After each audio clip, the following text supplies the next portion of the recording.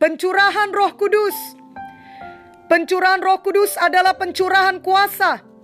Semua anak Tuhan sangat membutuhkan kuasa Tuhan untuk hidup pada akhir zaman ini. Hidup dengan kuasa Tuhan bukan berarti kita terhindar dari setiap masalah, tapi kita dapat menanggungnya dan menang atas apapun yang terjadi atas kita. Firman Tuhan dalam Kisah Para Rasul 1 ayat 8 berkata, "Tetapi kamu akan menerima kuasa kalau Roh Kudus turun ke atas kamu, dan kamu akan menjadi saksiku di Yerusalem dan di seluruh Judea dan Samaria dan sampai ke ujung bumi." Ayat ini berkata kita akan menerima kuasa kalau Roh Kudus turun atas kita. Ini sangat luar biasa. Banyak orang berpikir bahwa kuasa hanya datang dari ilmu pengetahuan yang dimiliki, dari jumlah uang, dan dari tingginya kedudukan. Namun semua hal tersebut hanya mendatangkan kuasa yang terbatas. Kerap kali kehidupan membawa kita ke dalam suatu masalah di mana uang, pendidikan, kedudukan yang kita miliki tidak sanggup menyelesaikan masalah itu dengan segera dan tuntas. Maka untuk mengatasi masalah besar di luar kemampuan kita, kita memerlukan kuasa supranatural untuk menolong kita. Itulah kuasa Roh Kudus. Kuasa Roh Kudus adalah kuasa di atas segala kuasa. Kuasa yang tidak dibatasi oleh hukum dunia ini dan pengetahuan dunia ini. Inilah yang telah disediakan Bapa di sorga untuk kita semua anak-anaknya yang percaya kepadanya. Juga kita menerima kuasa untuk menjadi saksi Tuhan. Apapun yang terjadi pada kita, kita tetap menjadi saksi Tuhan karena Roh Kudus di dalam kita. Sama seperti Daniel yang menghadapi resiko besar, namun Daniel tetap menjadi saksi Tuhan dengan seluruh kehidupannya. Dia tetap setia berdoa. Daniel lebih rela untuk berhadapan dengan singa-singa yang kelaparan daripada berhenti berdoa dan berhenti menjadi saksi Tuhan. Alkitab berkata Daniel memiliki roh yang luar biasa. Itulah Roh Kudus yang telah dicurahkan bagi kita semua sekarang ini. Daniel 6 ayat 4 menuliskan, "Maka Daniel ini melebihi para pejabat tinggi dan para wakil raja itu, karena ia mempunyai roh yang luar biasa, dan raja bermaksud untuk menempatkannya atas seluruh kerajaannya." Penginjil-penginjil yang penuh Roh Kudus semua memiliki kerinduan yang sama, yakni selalu menjadi saksi Tuhan. George Whitefield mengatakan, "Oh Tuhan, berikan padaku jiwa-jiwa atau ambillah jiwaku." Sedangkan Jenderal William Booth mengatakan, "Aku sudah sangat letih, tetapi aku harus jalan terus. Rasanya seperti ada api di tulangku ini. Oh Tuhan, apa yang dapat kukatakan lagi? Berikan aku jiwa, jiwa dan jiwa. Hatiku haus untuk jiwa-jiwa." Dan R.A. Torrey mengatakan, "Aku lebih suka memenangkan jiwa-jiwa daripada menjadi raja dunia atau jenderal yang tertinggi atau pujangga yang terbesar. Hanya satu tujuan hidupku, yakni untuk memenangkan sebanyak-banyaknya jiwa." Juga Reinhard Bonnke berkata, "Berikan aku 1.000.000 jiwa daripada 1.000.000 dolar." Inilah sikap hati, perkataan dan tujuan hidup dari anak-anak Tuhan yang penuh Roh Kudus, yakni mereka rindu menjadi saksi Tuhan dan selalu rindu menyelamatkan jiwa, sama seperti kerinduan hati Tuhan. Biarlah kita juga demikian. Kiranya doa kita bukan hanya untuk diri sendiri, tetapi doa kita adalah untuk keselamatan jiwa-jiwa, khususnya di tengah pandemi COVID-19 ini. Kerinduan hati kita banyak jiwa-jiwa boleh mengenal kasih Tuhan dan menerima keselamatan serta pertolongan dari Tuhan. Kuasa Roh Kudus juga membawa perubahan dalam hidup kita. Sebagaimana Petrus setelah dipenuhkan dengan Roh Kudus, dia menjadi sangat berbeda. Petrus yang tadinya begitu penakut, menyangkal Tuhan Yesus 3 kali. Namun setelah penuh dengan Roh Kudus, Petrus menjadi seorang yang sangat pemberani dan juga penuh hikmat. Petruslah yang mengucapkan ayat firman yang sangat berkuasa dari Kisah Para Rasul 4 ayat 12, yakni, "Dan keselamatan tidak ada di dalam siapapun juga, selain di dalam Dia.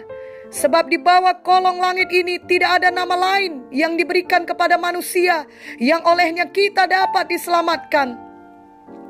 Sungguh luar biasa kuasa Roh Kudus mengubahkan Petrus dari seorang yang tidak terpelajar menjadi sangat berhikmat. Dari seorang yang menyangkal Tuhan Yesus menjadi orang yang sangat berani memberitakan Tuhan Yesus apapun resikonya. Semua kita juga dapat berubah menjadi pribadi yang lebih baik, pribadi yang berani, yang berhikmat, yang penuh kuasa dan kasih Tuhan.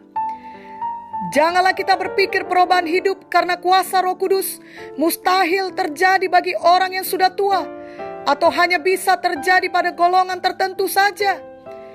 Kuasa Roh Kudus adalah untuk semua orang yang percaya dan menerimanya.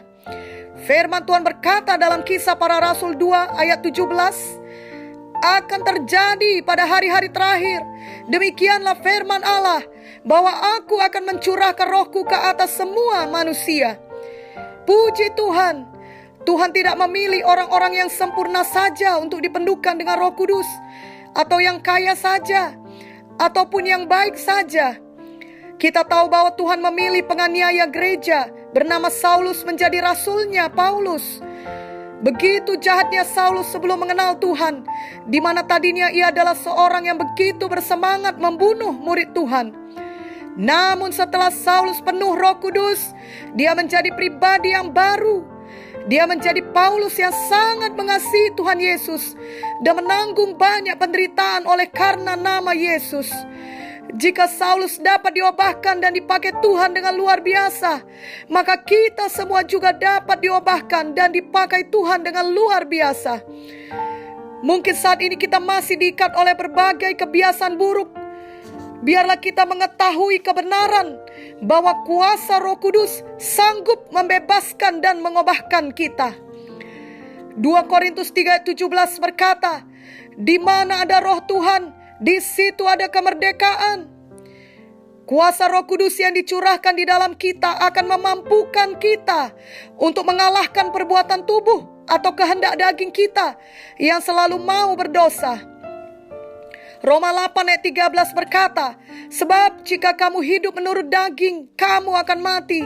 Tetapi jika oleh roh, kamu mematikan perbuatan-perbuatan tubuhmu, kamu akan hidup. Ini berarti tiap hari Roh Kudus akan menolong kita, di mana kuasanya memampukan kita untuk menolak dosa. Kita dapat memiliki hidup yang baru, hidup yang kudus, hidup yang berubah, semakin menjadi seperti Tuhan Yesus setiap hari. Ada orang berpikir jika sudah penuh Roh Kudus maka berarti ia dapat meminta dilepaskan dari semua masalah, atau ia menjadi kebal dari semua persoalan di dunia ini. Itu bukanlah kebenaran. Kita tetap mengalami masalah, persoalan, dan pencobaan. Namun Roh Kudus di dalam kita akan menolong, mengajari, menguatkan, menghibur, dan memberikan hikmat kepada kita bagaimana menghadapi dan menanggung masalah yang terjadi tersebut, dan kemudian menjadi seorang pemenang di mata Tuhan.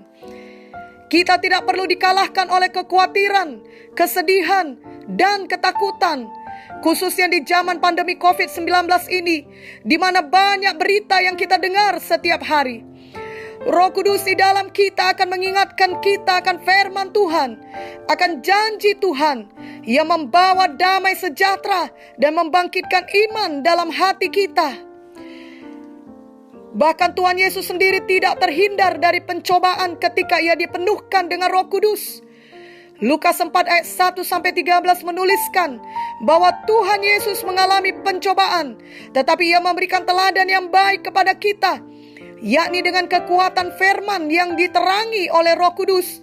Tuhan Yesus menang mengatasi semua pencobaan yang datang.